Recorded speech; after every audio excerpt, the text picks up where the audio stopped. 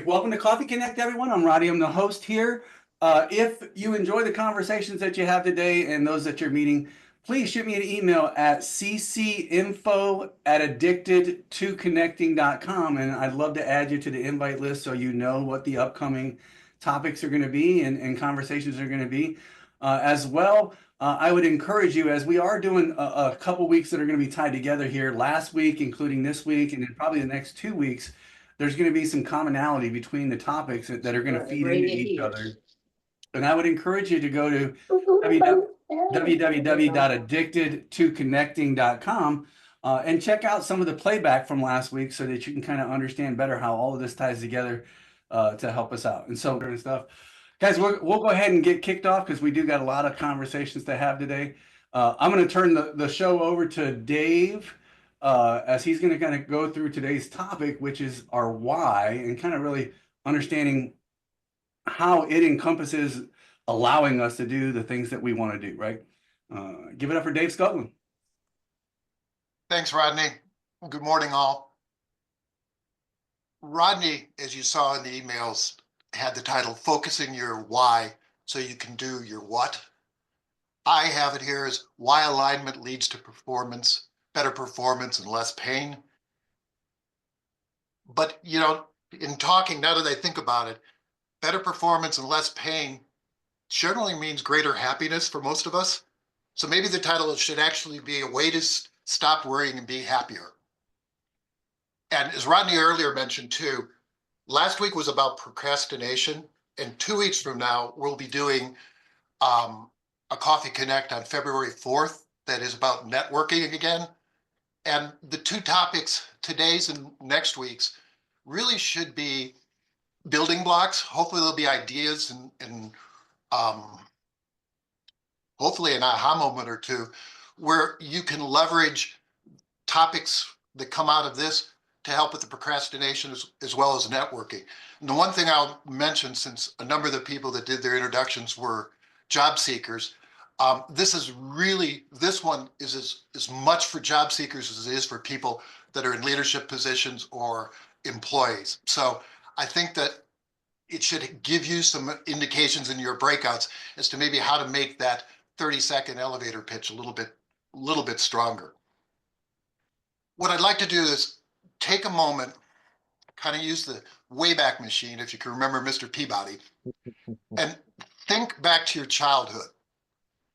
For those of you that are kind of my age or older, like Lamar, had to do that, sorry, Lamar. Think back to maybe when your kids were growing up. And I hadn't seen Sanford there, but I'd ask maybe grandkids at that point. But think when they were youngsters. And which of the following is the word that most often comes out? Who, what, why, when, or how? Any comments? Why? Why? Why is that? Anybody? That's cheating.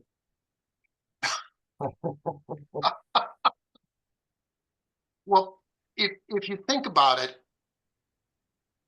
kids just want to understand the reason, the parent or the teacher or whoever it might be, the reason or the purpose for being told something. And maybe I'll admit, maybe you can too, there are other times though, we just wanted to be trying to be a pain in the butt by always saying why. So, but for all intents and purposes, it is about understanding. Why is my favorite question, questioning word. Maybe that's why sometimes my wife calls me childish. I hope that's the only reason. But one of the things that I'm most interested in too is when I attend Coffee Connect or other networking events, I'm always curious to why is the person attending? And I would ask you internally to think that through. Why do you attend Coffee Connect? Is it for the relationships? Is it for an hour to get away from your job or other things? Is it the topic that makes you attend? As a person that's involved as a participant and sometimes as a presenter, it's important to understand And that's where the why keeps coming out of this. So again, think when you're going here or to other networking events, or even in a meeting, why are you there? What's your purpose? So let's shift gears for a second. What I'd also like to ask is, if you think about things you have to, or that you pay for alignment, things that you align, what comes to mind? Comments? Thoughts? What do you align? Your calendar. Okay, what else? Think of objects. What Yeah. objects do you typically align? Okay, I would- Shafts and motors. I would say thoughts and feelings. okay, outside of the personal stuff, let's flip and look. Shafts and motors. Car tires. There you go. Wheel alignment is Oh. one of the things, way to go, Rita. But that's, if you think about that, and what does it do? It enhances performance. The other is, you think about a chiropractor or a physical therapist. You're doing alignments, adjustments, and that's usually to reduce or eliminate pain. Now, you can flip it around and say, I'd argue that getting a wheel alignment will also reduce or eliminate pain. It may be the pain in the wallet for having to replace tires quicker. It might be the pain on the side of the highway as your tire fails you and you're now waiting for AAA or a friend. And clearly, if you think about what a physical therapist or a chiropractor can do as it relates to alignment, if any of you have ever experienced significant pain, if you can reduce it or eliminate it, not only is your physical performance enhanced, you can walk without limping, or you can actually play tennis or pickleball, but also your mental performance is clearly enhanced. So alignment's really critical. And that's one of the reasons why we came back with the title alignment and better performance, less pain. What I'd like to take just a few minutes here is look at personal alignment. Rodney had picked out a really good phrase from Maya Angelou. Pursue the things you love doing and then do them so well that people can't take their eyes off of you. And it all really comes back to personal alignment. We typically can say, if you were asking the breakout, what are you good at? Most of us can kind of throw 6 or 7 things very quickly. And you can also say, what do you like doing? What don't you like doing? But oftentimes our purpose and our values get lost in that discussion. We only focus on the 2. What am I good at? What do I like? And don't bring the 3rd in. And you can see, using this as a diagram, this person is really quite out of alignment. What they're good at and what they like is very, very little overlap. So when you look from a job seeker's perspective, that's clearly 2 of the more important things to do. But also, what don't you like to do? You don't want to go into an organization where 90% of your job is going to be things that I'm okay with, but I'm not really good, because it's going to cause stress and pain. So it's really important that 3rd circle, egg, your purpose and values, needs to really be quantified and defined well for yourself so that you can take advantage of all 3 and align not just a little part, as you see in the top of that orange and yellow and pink, but a greater part of what your life means. So where we're going to go with this then is, are there questions here at all before we move? Because looking at time, I want to go to the first breakout. What I'd like you to do, and I really, please hold to this, 20 to 30-second intros. If you're going into the 2nd and 3rd tier of where you work, what you do, why your banking experience is going to help Ohio State win next year's championship, that's too much. So 20 to 30-second intros, and then share one thing in your professional life you feel might be out of alignment or better aligned. And again, any issues you feel may have caused that. And then finally, share one thing in your life that you feel is well aligned and describe how or if it's made your life better. I think by sharing this, it gives you an understanding of what the other people are like and what really makes them tick. So Rodney, whatever your normal breakouts are, go ahead and do that and go from there. Perfect.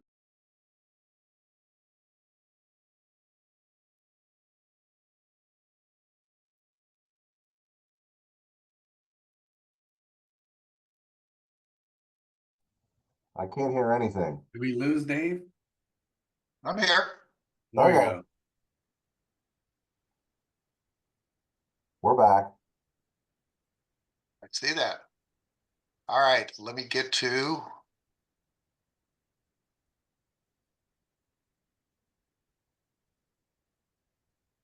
And before I go back to the slide deck, anybody like to comment? Group scenario? Thoughts? One of the things that I shared was that in my professional career, I never had a mentor. I felt like I accomplished a lot on my own, but that mentoring was not really a thing in the company I came up in. Like unless you were in a co-op where you came through in college and then they might mentor you afterwards. But I came in to my first quote real company when I was about 30, and that I was considered too old to be in that program then. So I went through my entire career without a mentor.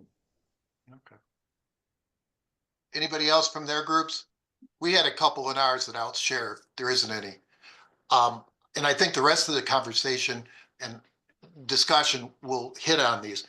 One of the things that came out was, how do I don't know quite how to get in front of the right people. Or am I getting there in an efficient, effective way? That was one. The other that kind of came out of it is that we've learned, and I think a lot of us can agree, that achievement and even overachievement can be hollow and stressful and even painful if it's not achieved and aligned with what you believe in. Doing things that aren't in your bandwidth, that just are, I'll use the word sketchy or just off alignment. So those things, again, I think will come out of our discussions here. Since you summarized that, Dave, I would say that Natalie and Sanford and I would agree that we're having a hard time getting in front of the right people. Okay. Well, let's move on and check that out. How many of you have heard of Simon Sinek? Yes. Okay, quite a few. For those of you that don't know who he is, he's an author and inspirational speaker, and he really focuses on business leadership. There's some information in the chat room about where you can see some of his TED Talks or other things, and some of the books. Two of his most famous books are Start with Why and Leaderships Eat Last. And one of the quotes that I've learned years ago and is probably one of his best well-known ones are, people don't buy what you do, they buy why you do it. And rather than getting into the neuroscience of why that is, go watch the TED Talks for later if you really want to get into the depth of that. But he created what he calls the golden circle of what on the outside, how in the middle, and in the uttermost inner portion, the why. Why? The clarity. Why is that so important? Getting clarity of your why, your purpose, cause, and belief. Discipline of your how, your strengths, values, and guiding principles, and the consistency of the what. Building around those two things so that whatever your services are or your ideas that you're trying to get across in your organization, your products sold, there's a consistency. And he'll use, in his TED Talk, he uses the company Apple. as an example. He goes, how many people or how many organizations sell computers? Lots. You can even look in our group. How many financial advisors are there just in your own cities? Tens, if not hundreds. In the state, thousands. How many bankers? How many designers are there? There's many, many, many that do your what. So his comment was, anybody can have a computer, and the computers are basically the same. I mean, they do the same function. People buy Apple because of the why. Their mission, their whole purpose, so that when you're looking and saying, gee, I need a tablet, I need a phone, I need a watch, they've built the loyalty. And I think that's the issue. If you think of this golden circle as a megaphone with the why up close to your mouth and it spreads out, if you can't define your purpose, cause, and belief to yourself, it's going to be really hard to do it for other people.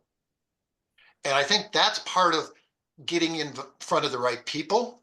I think that's also the loyalty factor. If you find yourself one and done, it's one thing if you are buying something like a refrigerator that you may never come back for another 10 years. But if you're not getting repeat business, you probably don't have the loyalty, and you're probably not aligned with your client base, whether it's your teammates in a corporate environment, if you're in sales, the ops and the product people, if you're a business owner with your employees, or if you're a salesperson just going out to the field. Understanding and aligning with those other folks is critical. What I want to do is take a moment and explain both the issue of why and where I am on it. And again, understanding your why, it's the fundamental reason you exist. It's a purpose that drives you beyond just making money or achieving your superficial goals. It's about your core beliefs and passions and your motivators. Yet what I found in talking in job search help, most of us can't articulate our why with a lot of clarity or succinctness. So if you don't know what your why is or can't state it, how do you expect the people that you're dealing with, your boss, coworkers, clients, to understand it and know it? So my purpose, cause, and belief is to change lives for the better. I'll skip to the what because I want to spend a little bit of time on how afterwards. With that in mind, my what, I help business owners achieve more sustainable growth and better team dynamics. And on the transition side, I help people in transition identify what's important and how to more fully achieve their career and life goals. Your what is everything you say and everything you do has to be aligned with your why and your how. The only way that people can believe you, believe what you say, is if you stay consistent in that. And by doing that, you will build stronger loyalty and a longevity with those people, whether it be your clients, your employees, or just personal relationships. If you only have that, and that's oftentimes the case, you may have a purpose and you may have your what down. I do interior design. I help people in transition. But without the how, it doesn't resonate. It doesn't hold together. It's kind of the glue. How is the glue? It's your strengths, your values, your guiding principles. And what Simon Sinek highlights is, in order to bring your why to life, you've got to be disciplined in living your how, but you also have to know it. You have to know your strengths, your values, your mindsets, and it has to be aligned. So when we look at that, in the how category, my strengths, and if you've taken Strength Finders, and if you've taken it recently, it's now called Clifton Strengths, but mine fall into two of their four categories: strategic thinking, which is also considered visionary in the world of entrepreneur operating system, EOS, and executing, the integrator. The top two standout strengths, which is in the chat room, it's a free assessment. It's done by Marcus Buckingham, who was one of the original creators of Strength Finders, and he went off on his own. But it's free and it's a really fascinating and strong, I think, very strong assessment tool. There's 9 categories: our advisor and creator. Then we get to values, and just curious, how many of you, Rodney was stressed this week. He had a lot on his plate. So you kept seeing different emails go out, but how many saw the value exercise? Did anybody do it yet? Okay, good. Well, to me, that's really important because, again, at any given point in time, they may switch around a little, but you need to be able to look at them and say, where does it ring true? Well, mine are creativity, dependability, excellence, integrity, and relationship. And the integrity was the one I chose at this point as to my number 1. Mindset tendencies, there's a number of different ones. This will be more of next week's conversation, but you may from Arbinger, you've heard me talk about Arbinger Group, outward versus inward mindset. Rodney will say giving versus taking. It may be risk seeking versus risk adverse, could be abundance versus scarcity. And there's a whole slew of other mindsets that are out there. But for now, this is the key to, do you understand your how so that it can all come together? So Dave, real after quick, doing that, and real quick, yeah, go ahead. the things that we said were in the chat are not in the chat. Okay, well then at the next break, I'll put them back there. I put them in initially and it was the first one there. So I'll make sure it gets there. Thank you. Perfect. Yep. So if you've taken the time to really look at those things, the strengths, and as we talked about, what you're good at, you heard what my what was, the help transition, help business. My unique selling proposition, though, becomes a little bit more clear and tight. And what I do is I help people stretch the boundaries of what they believe is possible so they can take decisive action to achieve their dreams. The greatest value I've been told I bring to engagements is that I excel at helping others navigate through complexity and ambiguity. And people in reviews on LinkedIn or recommendations have said, my superpower is inquisitive questioning. I guess why does pay off, maybe not at home, but at least there. So that's where, when we were talking about doing your intros, hopefully you can give somebody an idea of how you help them rather than what you've done or what you did. So second breakout, share what you do and maybe try to bring it a little tighter. And then share what others have said that makes you or what you do special. And then share thoughts and of the values that, where are the values and what are the things that, again, that have influenced these comments. And then again, go back around and provide the feedback and ideas to each other. And Rodney, looking at time, about 8 minutes maybe here. Yep, that sounds good. 9, whatever, 8 to 9 would work. Perfect. Breakout rooms are open. I will see you guys back here shortly.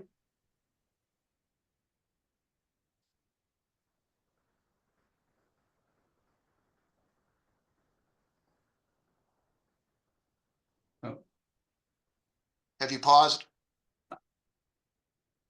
I haven't yet, but